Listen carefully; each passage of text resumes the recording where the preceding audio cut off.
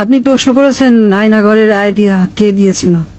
হ্যাঁ, আইডিয়াটা দিয়েছিল আমার বিআই তারেক সিদ্দিকী। সেই সবকিছু করেছে। গুলি করে মারার দরকার কি? ক্রস ফায়ার দিলে বেশি লোক জানাজানি হচ্ছে, সমালোচনা বেশি হচ্ছে। সেদিন থেকে শুরু হলো এই নতুন পরীক্ষামূলক পরিকল্পনা। একটা ছোট্ট ঘর, 3.5 ফিট বাই 3.5 ফিট।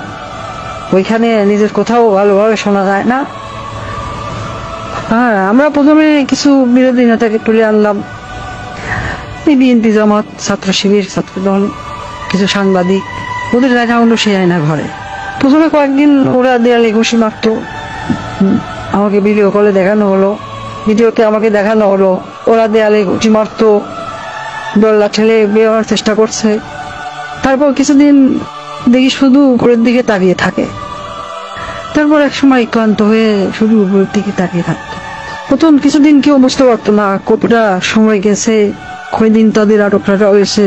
খাবার অনেক কম দেওয়া হতো, খাবার কম দিতে বলতাম, পানিও খুব সীমিত। কেউ কেউ নিজের আয়নায় নিজের প্রতিবিম্বকে দেখে শত্রু মনে করত, নিজেকেই আক্রমণ করা শুরু করলো। নিজের দেয়ালে নিজের হাত দিয়ে ঘুষি মারলো, হাত রক্তাক্ত করলো। আমার সবচেয়ে সুন্দর দৃশ্য ছিল যখন একজন সাংবাদিক, কি তার নাম, হ্যাঁ মাসুদ, নিজের নখ দিয়ে নিজের মুখের চামড়া ছিঁড়ে ফেলা চিৎকার করছে। আমার পছন্দ হলো।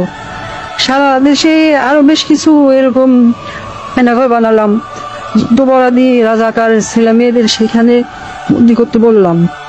মাঝে মাঝে 2-1জনকে ছেড়েও দিতাম। ফিরে এসে কেউ কিছুই বলতো না, ওইভাবে বলে দিয়েছিলাম যেন কেউ মুখ না খোলে। ব্যাস, সাপও মরলো না, লাঠিও ভাঙলো না।